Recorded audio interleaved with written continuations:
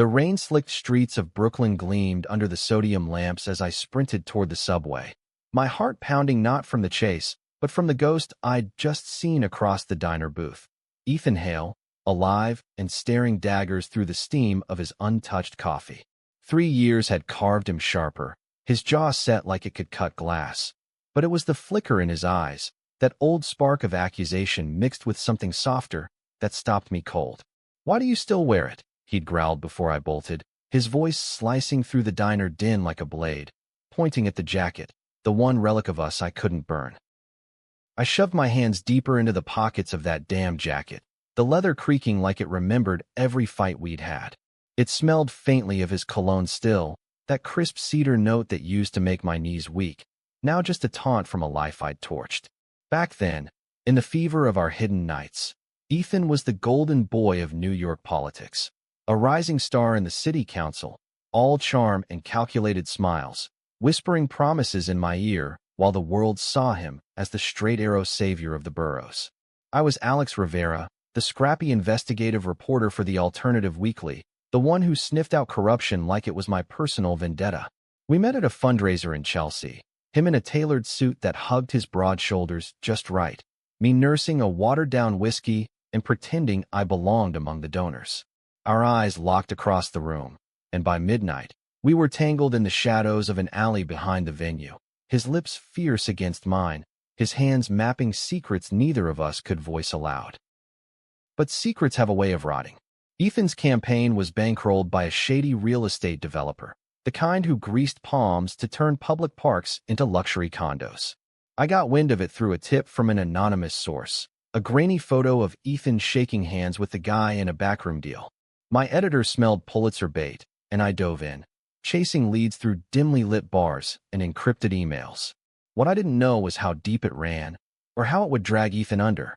The story broke on a Tuesday, front page above the fold. Counsel hopeful in bed with slumlord? The fallout was instant. Headlines screaming betrayal, donors fleeing like rats from a sinking ship.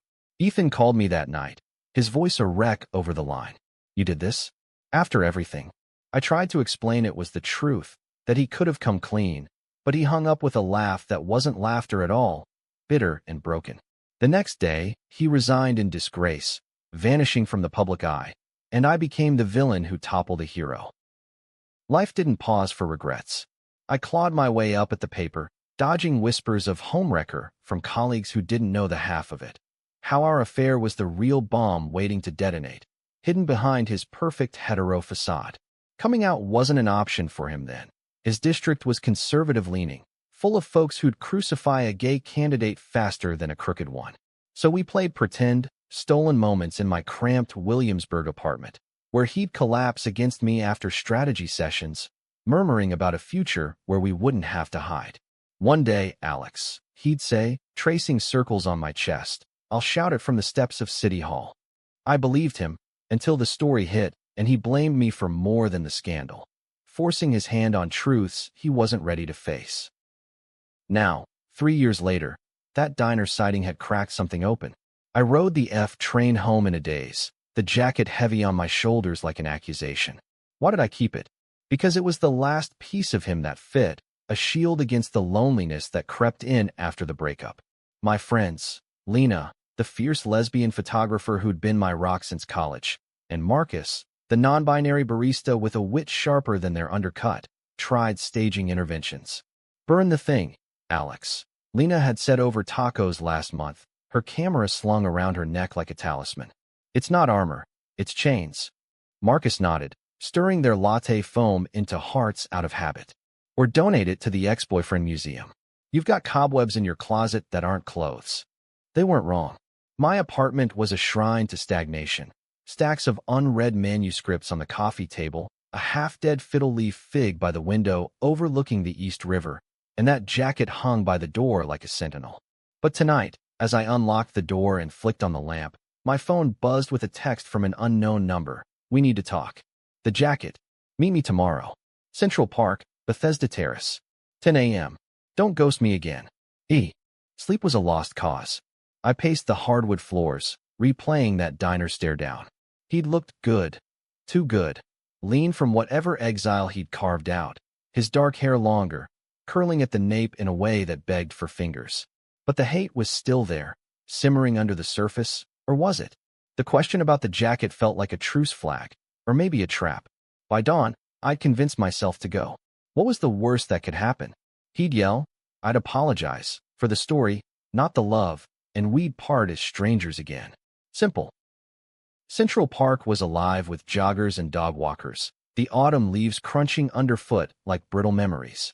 I spotted him near the fountain, leaning against the railing, a paper cup of coffee steaming in his hands. He was in jeans and a Henley that stretched across his chest, casual in a way the old Ethan never was. No tie, no armor. When he turned, our eyes met, and for a second, the world narrowed to just us. The water's murmur, the distant hum of taxis on Fifth Avenue fading out. You came, he said, voice low, like he hadn't been sure. Curiosity killed the cat, I replied, shoving my hands in my pockets to hide the tremor. Up close, the jacket felt ridiculous, a neon sign screaming, I never let go. He nodded toward it, a ghost of a smile tugging at his lips. Still fits like it was made for you. It was. The words slipped out before I could cage them. Heat crept up my neck. Yours, I mean. You left it that night. The night before the story dropped, when we'd fought like hell in my kitchen, glasses shattering against the wall as he accused me of using him for a scoop. I'd grabbed the jacket on my way out, storming into the rain, and never gave it back.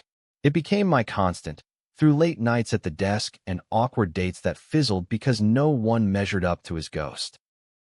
Ethan pushed off the railing, closing the distance until I could smell that cedar again, faint but there. I thought you'd pawned it, or torched it, after what I said. You said a lot. My throat tightened. Most of it true, probably. I was selfish. The story was everything. Truth, career, us. I picked the byline. He winced, rubbing the back of his neck, a habit from our good days. It wasn't just the story, Alex. It was the timing. The way it outed everything without giving me a say. My family. They still think I'm straight, or at least trying to be normal. Mom sends me church pamphlets every Easter. I barked a laugh, too sharp. Normal. Right. Like pretending we were nothing. His eyes flashed, the old fire. We weren't nothing. But you made sure the world saw me as a fraud before I could choose my own narrative. The accusation landed like a punch, stealing my breath. Around us, a family picnicked on the grass, oblivious, their laughter a stark contrast to the storm brewing between us. I wanted to argue, to list the ways he'd built walls higher than mine, but guilt choked me. I didn't mean to ruin you. I thought you'd fight back. Call a press conference, own it all. Us included. Ethan's laugh was hollow, echoing off the stone arches. Fight back? With what? A coming-out speech amid embezzlement charges? My donors would have buried me deeper. He paused, gaze dropping to the jacket's zipper, glinting in the sun. But that's not why I asked you here. Not really. Then why? My voice cracked, betraying the hope I'd buried deep. He stepped closer, close enough that his breath warmed my cheek. Because seeing you in that diner, it hit me. You've been carrying this piece of me all this time, and I've been running from pieces of you. The air thickened, charged like the moment before thunder. I searched his face for the lie, the exit strategy, but found only raw honesty, the kind that scared me more than his hate ever had. Before I could respond, his hand lifted, fingers brushing the collar of the jacket, lingering there like a question. My pulse thundered, the park spinning lazy circles around us. And then his phone rang, shrill and insistent, shattering the bubble. He glanced at the screen, color draining from his face. Shit, it's my sister. Take it, I said, stepping back, the moment fracturing. He answered, voice shifting to that polished tone I remembered from campaigns. Hey, Mia. Yeah, I'm in the city. What's up? A pause, his free hand clenching. Wait, what do you mean he's here? Dad. My stomach dropped. Ethan's family, staunch Catholics from Queens, the kind who prayed away rainbows, had never met me, not officially. But if his dad was in town. Ethan hung up, eyes wide with something between panic and resolve. They're at my old place, unannounced. And they found out about the article. About us. The hook twisted deeper. We'd barely scratched the surface, and now the past was crashing in, demanding blood. I followed Ethan out of the park in a haze, our strides sinking like old times despite the chasm between us. He hailed a cab on Central Park West, the yellow beast screeching to a halt amid honking traffic. "Get in," he said, holding the door, his urgency a mirror to my own dread. As we slid into the vinyl seats, the driver eyed us in the rear view. Two guys in tense silence, one in a telltale leather jacket that screamed unresolved drama. "Where to?" the cabbie grunted, and Ethan rattled off his old address in the village, a pre-war walk-up I'd haunted in secret. The ride blurred by in fits of small talk that wasn't small at all. "You still write?" he asked, staring out at the blurring sidewalks lined with holiday storefronts already decking out for a Christmas no one felt merry about. "Yeah, bigger paper now. Politics beat." I fiddled with the jacket's cuff, frayed from too many anxious tugs. "You? What's exile look like for a fallen councilman?" He shrugged, a shadow crossing his features. "Consulting gig. Low profile. Helping nonprofits navigate city hall red tape. Pays the rent, keeps me sane-ish." A beat. Missed the spotlight sometimes. The fight. I nodded, the cab's AC blasting cold truth between us. "I miss. A lot." The admission hung, heavy as the traffic jam on Houston Street. His hand twitched on the seat, inches from mine, before he pulled it back. "Me too." We arrived too soon, the cab disgorging us onto a crisp sidewalk where brownstones huddled like gossiping neighbors. Ethan's building loomed, its stoop scattered with fallen leaves, the buzzer panel scuffed from years of comings and goings. He punched in the code, the door clicking open with a reluctant buzz. "They're probably up there raiding the fridge," he muttered, climbing the stairs two at a time. I trailed, heart hammering, the jacket suddenly too warm. The apartment door was ajar, voices spilling out. Mia's laugh, sharp and affectionate, undercut by their father's gruff rumble. Ethan pushed in, Mia's shadow at his heel. "Hey, surprise ambush much?" Mia turned from the kitchenette, her red hair a riot in the afternoon light filtering through lace curtains. Ethan's sister was all firecracker energy, a graphic designer who designed half his campaign logos back in the day. She hugged him fierce, then froze when she spotted me. "Alex?" As in the Alex. Their dad, Frank Hale, straightened from the couch, a bear of a man in a flannel shirt and jeans, his face etched with lines from too many factory shifts before retirement. His eyes narrowed on the jacket first, then me, recognition dawning like a storm cloud. "Rivera, the reporter." The room iced over. Mia's brow shot up, darting between us. "Wait, you two know each other?" "Like, biblically." Ethan groaned, pinching the bridge of his nose. "Mia, not now." Frank crossed his arms, stance wide as if guarding the coffee table strewn with family photos. Ethan as a kid in Little League, all grins and grass stains. "We read the papers, son. That piece you wrote," he said to me, voice gravelly with judgment. "It wasn't just business, was it? All that personal sources bullshit." I swallowed, tasting bile. "Mr. Hale, it was truth." Ethan cut in, stepping forward, his shoulder brushing mine in solidarity that sent a jolt through me. "Dad, Alex was doing his job. And yeah, we were involved. Before the story, it got messy." The word involved landed soft, but Mia's gasp was theatrical. "Oh my God, the jacket. That's why you asked about it on the phone last week." "Ethan, you sap." Frank's face purpled, but not with rage, more like the strain of processing a world that didn't fit his blueprint. "Involved. As in?" He trailed off, the implication hanging like smoke. Ethan met his gaze, steady. "As in I love him. Loved. Whatever tense this is." His voice cracked on the last, eyes flicking to me, pleading for backup I wasn't sure I could give. The room spun. Love. He'd said it, casual as confessing a coffee addiction, but it cracked me open. Mia recovered first, clapping her hands. "Okay, everyone breathe. Dad, sit. Alex, jacket stays on. It's cute." "Ethan, explain without exploding." We settled uneasily, me on the arm of the couch, Ethan beside me, our knees touching like an anchor. Frank paced to the window, staring at the fire escape tangled with ivy. Mia brewed tea, her chatter a buffer, stories of their mom's new quilting obsession, the neighbor's cat that terrorized the block. But the undercurrent pulled strong, prejudices bubbling under Frank's silence. Finally, he turned, voice softer. I didn't raise you to hide, boy. But this city, it chews up dreamers. That story, it wasn't just your career. It was our name. The church picnic crowd still whispers. Ethan's jaw tightened. And that's why I hid us. To protect you guys. Alex didn't out me. He exposed the lies I was living. The deals, the pretending. I chimed in, voice steadier than I felt. I regret the pain, Mr. Hale. But not the truth. Ethan's stronger than any scandal. Frank eyed me, assessing, then grunted. Strong enough to wear that jacket himself, maybe. Looks better on you, kid. It was as close to approval as I'd get, a grudging thaw. Mia beamed, thrusting mugs at us. To messy truths and leather therapy. As laughter tentatively filled the space, Ethan's hand found mine under the table, squeezing once. Promise, apology, spark. But outside, thunder rumbled, and I wondered if this fragile peace could weather the real storm brewing. That night, after the Hales left for their hotel, Mia extracting promises of brunch, Frank clapping my shoulder with a "we'll talk more," Ethan and I lingered in the doorway, the apartment echoing with ghosts. Stay, he asked, simple as that. I nodded, shedding the jacket at last, draping it over the chair like shedding skin. We talked till midnight on the fire escape, legs dangling over the alley, city lights winking below. He confessed the years, therapy sessions unpacking the shame, a brief fling that fizzled because it wasn't me, the nonprofit work that reignited his fire for justice, queer youth outreach, hidden in plain sight.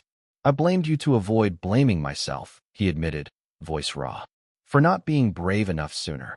I shared my side. The isolation after the story, friends pulling away when rumors swirled, Lena dragging me to pride parades to remind me I wasn't alone. Wore the jacket like a badge. Proof I fought for something real, even if it broke us. His fingers traced my knuckles, light as breath. Doesn't have to stay broken. The kiss that followed was tentative, a question answered in the press of lips, salt and sweetness, years melting into now. No rush, no heat beyond the emotional kind. Just reconnection, slow and sure. But dawn brought a text from Lena, headline alert. Ethan's old donor suing for defamation. Your byline's mentioned. Call me. The past wasn't done clawing back. The lawsuit hit like a freight train, derailing the fragile tracks we'd laid. By noon, Ethan's phone was blowing up, lawyers, old allies, Mia firing off worried voicemails. We hunkered in his apartment, laptops open on the kitchen table, scrolling through the complaint filed in Manhattan Supreme Court. The developer, Victor Lang, claimed the article libeled him, twisted facts to paint him as a villain, and sought damages that could bankrupt a small nation. My name was there in black and white. Principal source Alexander Rivera, motivated by personal animus. Animus, Ethan snorted, but his eyes were stormy. That's code for jilted lover. Lang's team dug deep. I paced the Persian rug, worn from years of his anxious steps. They always do. It's retaliation. Lang's been dodging probes since the piece dropped. This is his Hail Mary. A knock rattled the door, insistent. Ethan checked the peephole, cursing under his breath. Paparazzi. How the hell? Leaks travel fast. I grabbed my jacket, his jacket, slipping it on like battle gear. Back exit. We slipped out the alley, dodging a cluster of camera flashes that popped like gunfire.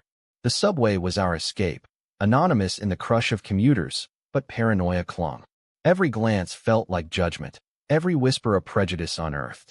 At my place in Brooklyn, we crashed on the couch, takeout containers our war counsel. Lena arrived unannounced, her camera bag slung low, dark circles under her eyes from a night shoot. Spill, she demanded, claiming the armchair, legs tucked under her. Lena Vasquez, Puerto Rican firebrand, out since 16, with a portfolio of queer icons that could fill a gallery. She'd photographed our first awkward double date with Marcus, capturing Ethan's shy grin in a way that still made my chest ache. Ethan recapped, voice steady but strained. Marcus, arriving with coffee reinforcements, listened wide-eyed, their pronouns pinned to a denim vest like a shield. This is bullshit, they said, non-binary voice pitching high with outrage. Lang's a predator. I served him once at the cafe. Tip was a Bible verse on sodomy. Creep. Lena nodded, scrolling her phone. I've got contacts at the Times. They might run a follow-up. Expose the suit for what it is, homophobic harassment. The word homophobic landed heavy, a reminder of the underbelly. Ethan's scandal hadn't just tanked his career. It had fed the trolls, op-eds decrying gay agenda and politics, as if our love was the real crime. Friends drifted, family strained. Mia confided once that Frank had stormed out of a dinner when the topic veered too close. "I can't drag you into this again," Ethan said to me, rubbing his temples. "The deposition alone, they'll grill you on us. Private texts, nights together. It allowed everything." I knelt before him, hands on his knees. "I'm already out. And if protecting Lang means erasing what we had, screw that. We fight together." His eyes softened, thumb brushing my jaw. "Brave Alex. Always were." Lena cleared her throat, smirking. "Save the hallmark for later. We've got a plan. I shoot a profile on Ethan's nonprofit work. Humanize him, tie it to queer advocacy. Marcus, rally the cafe crowd. Queer Network's gold for signatures." By evening, momentum built. Petitions circulated online, hashtags trending in niche corners. Justice for Hale, queer and unbroken. But doubt not. Late that night, as Ethan slept fitfully beside me, I slipped into the kitchen, brewing chamomile to quiet the whirl. The jacket hung on a hook, zipper glinting like a dare. Why keep it? Not just sentiment. It was defiance, a middle finger to the world that tried to strip us bare. A buzz from my phone, unknown caller. I answered, whispering, "Rivera." "Alex, it's Victor Lang." His voice was silk over steel, smooth as the high-rises he built. "Heard about the suit. Thought you'd want a heads up." "Bullshit. What do you want?" "A meeting. Neutral ground. Tomorrow, noon, the Polo Bar. Come alone. Bring the jacket. Call it a peace offering." Click. My blood ran cold. How'd he get my number? And the jacket, creepy specificity, like he'd been watching. I woke Ethan, recounting it in hushed tones. His face hardened. "Trap. But we go. Record everything." Dawn painted the room gold as we dressed. Me in the jacket, him in a button-down that echoed his campaign days. The Polo Bar on East 55th was old money opulence. Dark wood, crystal glasses, waiters in crisp whites gliding like ghosts. Lang waited in a corner booth, silver fox with a Rolex that screamed excess, his smile all teeth. "Gentlemen," he purred, gesturing to seats. "Coffee? On me." Ethan slid in opposite, me beside him, phone discreetly recording in my pocket. "Cut the charm, Victor. What's this about?" Lang leaned back, eyeing the jacket. "Nostalgia. Ethan, you left it behind like a bad habit. Alex wears it well. Symbolic, no?" The reporter cloaked in the politician's skin. Creep factor dialed to 11. "You sued to shut me up," I said flatly. "What's the play?" "Settlement that gags us." He chuckled low. "Smart boy. But it's bigger. Your little article? It cost me millions in deals. And Ethan's indiscretions? They make juicy leverage." Drop the truth bomb on his comeback. Gay lover, secret affair, and poof, nonprofit dries up. Ethan's fist clenched on the table. "Blackmail. Classy. Not blackmail. Opportunity." Lang slid a folder across, photos spilling out. Us in the park yesterday, blurry but damning. An old shot from my apartment window, curtains parted just enough. I've got eyes everywhere. Walk away, or the world sees the full Rivera Hale dossier. Rage boiled, but fear iced it. Prejudice weaponized. Our love reduced to ammo. I pocketed a photo, standing. "We'll see you in court." Outside, air hit like freedom, but the threat lingered. Back home, we pored over the images with Lena via video, her cursing in Spanish, Marcus plotting counter-surveillance. "This guy's a dinosaur," she said. "We'll bury him with facts." But Ethan withdrew, shadows under his eyes. That night, as rain lashed the windows, he confessed over wine. What if he's right? My work helps kids like we were, scared, hiding. If this outs us ugly, it hurts them too. I pulled him close, heartbeat sinking. Then we own it clean. No more hiding. His nod was tentative, but the kiss that sealed it fierce, promise amid the storm. Next morning, Frank called. Saw the news. "That bastard suing? We're coming back. Family sticks, son. Reinforcements." But as we geared for war, a twist. My anonymous tipster from years ago resurfaced, emailing evidence. Lang's deeper ties to mobbed-up unions. The hook twisted, ally or another trap. The email arrived at 6:47 a.m., timestamped from a ghost account I'd long forgotten. Truthseeker87@protonmail.com. Attached were PDFs, bank records, wire transfers linking Lang to shell companies that funneled cash into Ethan's old campaign via proxies. The original tip that started it all, but amplified, with notes scrawled in digital red. He buried this. Dig deeper. For the kids. Ethan read over my shoulder in the kitchen, coffee forgotten. This could kill the suit. Prove malice on his end. Or get us killed. I muttered, paranoia prickling. The sender's handle nagged, familiar, like a half-remembered dream. We'd joked about it back then, me calling them my guardian angel, Ethan rolling his eyes. We forwarded it to Lena's lawyer contact, a bulldog named Riley who'd handled queer rights cases pro bono. By 10, she was on speaker, goldmine boys. But verify, could be planted. Meet me at the office. Bring bagels. Her midtown firm was a beacon, rainbow flags and windows, interns with pronouns on name tags. Riley, a wiry dyke in her 50s with a buzz cut and brogues, devoured the files like a shark. Lang's toast if this holds. But expect pushback, depositions next week. They'll drag your laundry, Ethan. The affair, the resignation. Make it look like lover's spite. He nodded, jaw set. Bring it. I'm done whispering. Mia and Frank arrived mid-meeting, bearing Tupperware of lasagna, Mom's recipe, for strength. Frank shook Riley's hand firm. No hesitation now, his gruffness a shield for pride. Heard you the pit bull. Bite hard. Mia hugged me sideways, whispering. Dad's been reading PFLAG pamphlets. Progress. Lunch stretched into strategy. Countersuit for harassment. Media blitz tying it to broader queer issues. Marcus texted updates. Cafe petition hit 5K signatures. Viral thread calling out Lang's Pray the Gay Away donations. Hope flickered, but tension simmered. That afternoon, as we walked the High Line, rusty rails and wildflowers a rare breather, Ethan stopped at a bench overlooking the Hudson. Remember our first real date? He asked, hand in mine, public and unashamed. I smiled, the memory vivid. Stolen evening at the Whitney, his tie loosened, my hand slipping into his during a Rothko exhibit, the canvases swallowing our nerves. You tripped on the escalator. Blame the art. He laughed, genuine. Freed up after that. Like the world cracked open. His thumb circled my palm. Feels like that now. Scary but right. The vulnerability hit deep. Psychology of a man unlearning closets. Prejudices he'd internalized like bad code. I leaned in, forehead to his. We'll crack it wider.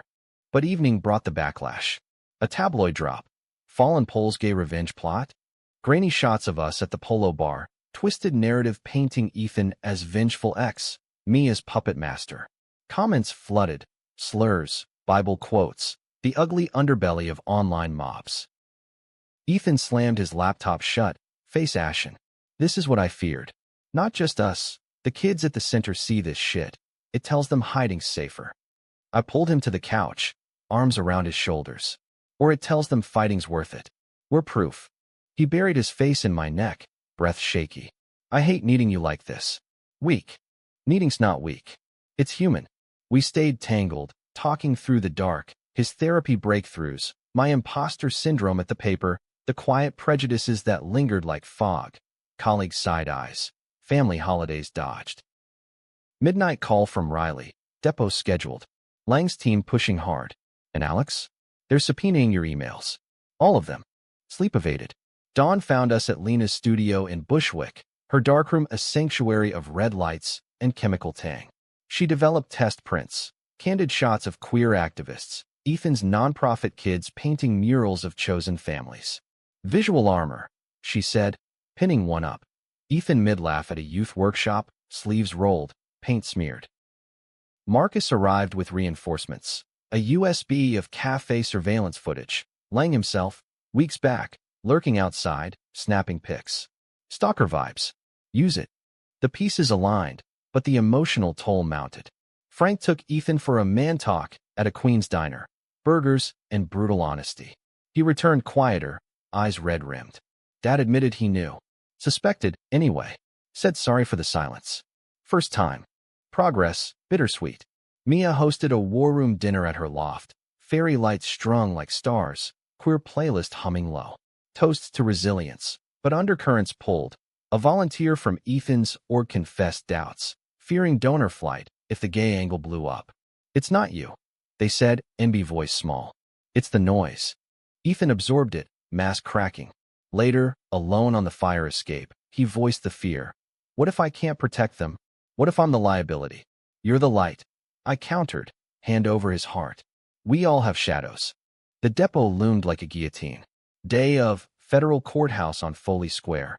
Marble halls echoing footsteps, security wands beeping nerves. Lang's lawyers, 3 suits with ivy smirks, grilled Ethan first. Timeline of the affair, inappropriate influence on my reporting, whispers of bias. He held firm, voice even. "Love doesn't blind. It clarifies." My turn. The stand a wooden island, fluorescent buzz overhead. They pounced. Personal emails read aloud. Snippets of pillow talk twisted into conspiracy. "Mr. Rivera, isn't it true you fabricated sources to sabotage Mr. Hale's career out of romantic rejection?" Objection flew, but the poison seeped. I met their eyes, steady. "No." I reported facts. Our relationship? It made the truth harder, not falsified. Breaks brought allies. Riley's notes, Mia's texts of encouragement. But in the hall, Lang cornered us, flanked by goons. "TikTok, boys. Settle? Or the real dirt drops. Videos, perhaps? From that alley behind the fundraiser." Ethan paled. "You wouldn't. Try me." Smirk. Exit. Rage unified us. Back at the apartment, we unearthed my old files, backup drives from the story. There, audio of the tipster, voice distorted but cadence familiar. "Wait," Ethan said, replaying. "That's Jordan." Jordan Mills, Ethan's campaign manager, best friend since college, the straight-laced buffer who'd covered our tracks. The one who'd vanished post-scandal, rumored to have flipped sides. Betrayal or salvation? We called Riley, traced the email. By nightfall, confirmation, Jordan's IP, routed through VPNs. A message followed. "Meet. Midnight. Your old spot. Come alone, Ethan. Jay?" The ally reveal twisted the knife. Friend turned phantom. Prejudices he'd hidden now weapon? As Ethan geared to go, jacket on my shoulders for luck, I pressed. "Not alone." "Together," he agreed, kiss fierce. The alley waited, shadows long, ready to spill more blood. The alley behind the Chelsea fundraiser venue was a time capsule. Brick walls scarred with graffiti tags, dumpster humming faintly, the air thick with memory of our first frantic kiss. Midnight struck as Ethan's cab pulled up, me in the passenger seat, heart a drum solo. "This could be a setup," I whispered, scanning the dark. "Jordan's no killer. Just complicated." Ethan's voice held equal parts hope and hurt. Their friendship was legend, college roommates. Jordan the strategist who'd plotted Ethan's rise, covering late nights with strategy sessions alibis. Outwardly straight, married to a realtor named Claire, but whispers hinted at his own buried truths, stolen glances, a college hookup story told as joke. We stepped out, gravel crunching, phone lights cutting swaths. A figure detached from shadows. Jordan, slimmer than remembered, beard flecked gray, eyes haunted in the beam. "Ethan." "Alex." No hug, just nod. "Thanks for coming." "You ghosted," Ethan said, arms crossed. 3 years. Then this. Jordan leaned against the wall, exhaling smoke from an e-cig, cherry, cloying. "Had to. Lang got to me post-story. Offered hush money to flip. Testify you knew about the deals, looked the other way for kicks. I took it. Small. Enough to fix Claire's chemo bills." The confession landed like ash. Cancer. The word no one breathed in polite company, but it explained the hollows in his cheeks. Ethan's stance softened. "Why now?" The tip the files. "Guilt." Jordan flicked the vape away. "Claire's in remission. Made me see clear. Lang's poison, preys on closets, ours included. Back in school, Ethan. That night after the frat party, it wasn't just beer pong." His voice cracked, eyes on the ground. "I buried it. Married Claire to prove I was fixed. But seeing you two fight for air, it cracked me open." The air shifted, bisexual truth, long suppressed, spilling in the place of our beginning. I felt it viscerally, the psychology of denial. How prejudice chains not just the out, but the half in. Ethan stepped forward, hand on Jordan's shoulder. Brother, you could have said, and tank my facade, like you didn't. Bitter laugh. We're all cowards till we're not. Me, silent witness, the jacket a warm weight. The videos Lang threatened. Yours? Jordan nodded grimly. Bluff. But he has others.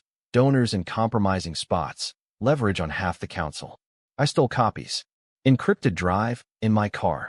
We followed him to a beat-up Prius idling at the curb. Claire at the wheel, her wave tentative through tinted glass. The drive, USB stick, labeled Lang's ledger. Burn him with this, Jordan said, pressing it into Ethan's palm. But go public on us too. All of us. No more half-lives. Ethan hugged him fierce, years dissolving. Deal. But Claire? She's by too. We talk now.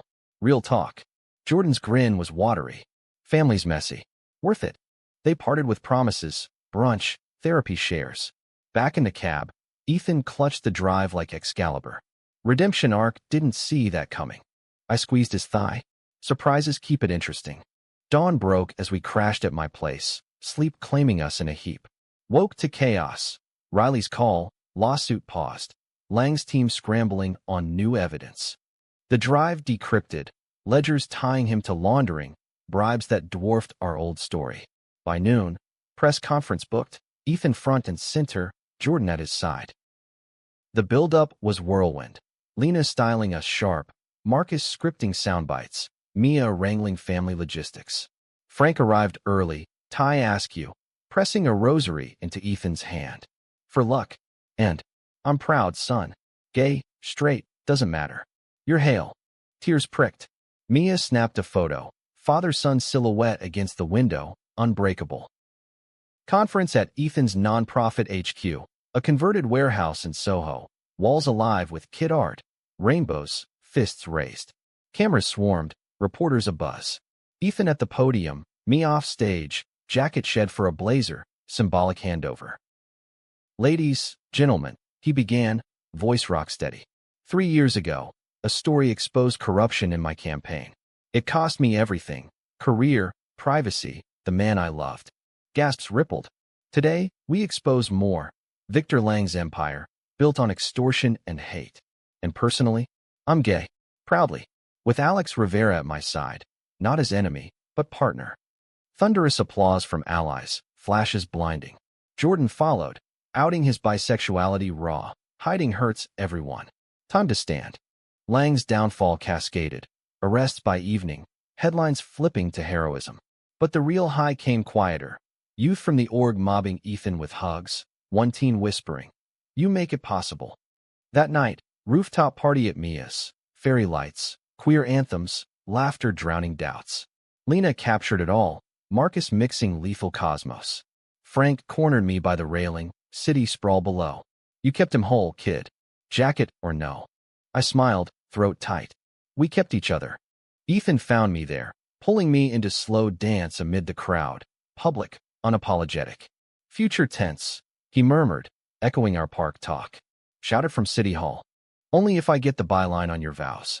Laughter bubbled, free. But as stars pricked the skyline, a shadow lingered. My editor's email, promotion offer tied to the Hail Redemption series. Success, but strings, dive back into the fray? Ethan sensed it. Whatever comes, jacket's yours. Or mine. Ours. The night deepened, conflicts ebbing, but life, we knew, brewed more twists. For now, though love unruined. Wait, no, not end. A call cut the music, unknown. Ethan answered, face draining. Mia? Slow down. What do you mean, accident? Cliffhanger heart stop. Mia's car, post-party, T-boned by paparazzi tail. Minor, but shaken. And in the ER wait, Frank confessing old secrets. His own youthful crush, buried by Ira's hate. Layers peeled, family forged anew. Recovery stretched weeks. Mia bruised but unbroken. Claire and Jordan relocating closer. Support web tightening. Ethan and I navigated it domestic. Grocery runs, late-night fears voiced over tea. My series ran, Pulitzer whispers, but the real win? Normalcy laced with depth. Date nights at hole-in-wall Ticarius. Pride floats planned. One evening, Central Park Redux. Bethesda Terrace. Sunset gilding the arches. Ethan knelt, not with ring but a key, to a shared brownstone in the village. No more ghosts. Build with me. Tears blurred. Yes. But as we walked out, hand in hand, a figure watched from shadows. Lang's lawyer, smirk gone, offering plea, jail time for his boss, in exchange for silence on personal matters. Tempting. But Ethan squeezed my hand. Truth, all the way. Final stand. Testify, full exposure. Courtroom climax. Lang crumbling under cross. Our love the unshakable core. Verdict, guilty. Cheers erupted, but outside, real victory. A kid from the org, inspired, coming out to cheers. Epilogue tease, wedding bells. But first, another scandal brews. Ethan's new run threatened by old foes kin. Drama eternal, love the constant. Post-conference high crashed hard. Mia's accident, swerving pap van, guardrail kiss. ER sterile, Frank pacing, Jordan arriving frantic. Claire's hand in his, united front. Told you tales were bad, he quipped, masking fear. Ethan held Mia's hand, me fetching bad coffee. This is on me, he whispered. The spotlight. She squeezed back. Bull. It's on assholes with cameras. Live loud, brother. Frank pulled me aside, voice gruff. You Riveras, tough stock. Like my Rosa. She would have liked you. His wife, gone a decade to cancer, Jordan's chemo echo. Layers of loss, prejudices softened by time's grind. Recovery. Mia homebound. Us rotating shifts, soups, Netflix marathons. Bonds tightened. Frank learning pronouns from Marcus over chess. Mia sketching wedding doodles, just in case. Jordan and Claire opened up, their open marriage, by curiosities explored post-diagnosis. Hates the real cancer, Claire said, wise beyond scars. Ethan and I stole moments. Rooftop stargazing, his head on my lap, vulnerabilities aired. Depot broke me open, he admitted. Hate how it weaponized us. Us is the weapon back, I replied, fingers in his hair. Unbreakable. Work pulled. My series launched, editor praising raw emotion. But a subplot simmered. Anonymous letters to the paper, claiming I planted evidence. Paranoia redux. But Lena's sleuthing traced to Lang's disgruntled ex-assistant, grudge mini-boss. Confrontation. Coffee shop meet. Her spilling tea on Lang's inner circle. Homophobic rants. Queer staff firings. He hated Ethan most, she said. Golden boy gone rainbow. Personal. Evidence gold. Recordings, emails. We fed Riley. Suit expanding. Wrongful termination class action brewing. Climax brewed in family therapy. Frank's idea.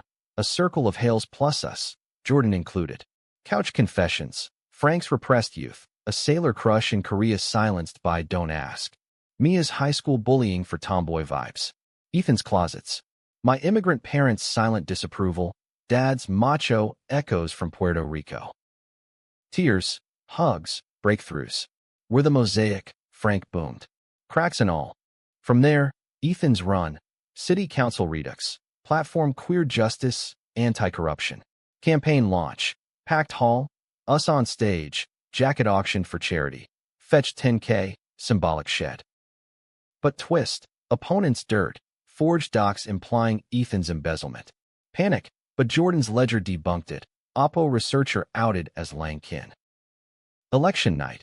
Ballroom electric. Confetti rain as wins tallied. Ethan victorious, speech soaring.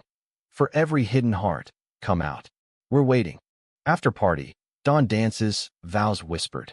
Months later, brownstone keys exchanged. Rings simple, silver bands engraved ours. Yet drama lingers. A youth from the org, facing conversion camp threats, seeks Ethan's aid. New fight, but together. The jacket? Framed in hall, relic of ruin to redemption.